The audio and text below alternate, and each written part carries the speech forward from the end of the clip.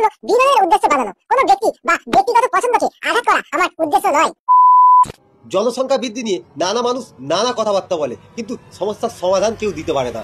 সবাই বলে ভারতের জনসংখ্যা ক্রমে বেড়েই চলেছে, কিন্তু ভারত সরকার সেদিকে কোনো নজর দেয়নি।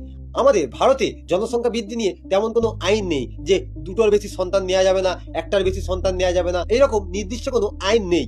কিন্তু কিছু মানুষ তাদের ব্যক্তিগত উদ্যোগে সরকারের চোখে আঙুল দিয়ে দেখিয়ে দিয়েছে যে জনসংখ্যা কিভাবে রোধ করা যায়, এই ক্রমবর্ধমান জনসংখ্যা কিভাবে রোধ করা যায়। দুজন মানুষ করে দেখিয়েছে, দুজন মানুষ সরকারের চোখে আঙুল দিয়ে দেখিয়ে দিয়েছে যে আপনাদের কাছে তো কোনো পদ্ধতি নেই, আপনারা শুধু বলতে পারেন দুটোর বেশি সন্তান নেওয়া যাবে না, একটার বেশি সন্তান নেওয়া যাবে না। কিন্তু আমাদের ভারতের মানুষ কখনো পিছিয়ে ছিল না, আজও নেই, তাই তারা করে দেখালো। আপনারা দেখলে অবাক হবেন, তারা এক নব আবিষ্কার করে দেখিয়েছে যাতে ভারতের জনসংখ্যা রোধ করা যাবে। 100% গ্যারান্টি, 100%। এই পদ্ধতি অবলম্বন করলে জনসংখ্যা বৃদ্ধি রোধ হবেই। তাহলে দেখে নিন জনসংখ্যা বৃদ্ধি রোধ করার জন্য আধুনিক প্রযুক্তি।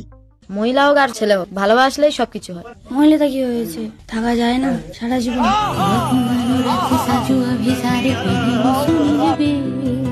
দুটো মেয়ে বিয়ে করলো? দুটো মেয়ে বিয়ে করে। এর আগে কোনোদিন এরকম দেখেছেন? না, দেখিনি। মোবাইলে দেখেছিলাম অনেক কিছু হয়, বাস্তবে দেখলাম আজকের এই।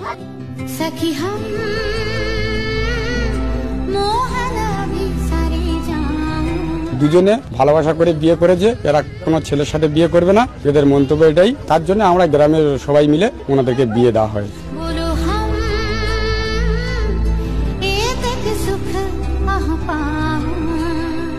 कितने तेजस्वी लोग हैं हमारे पास, कितने शानदार विचार रखते हैं।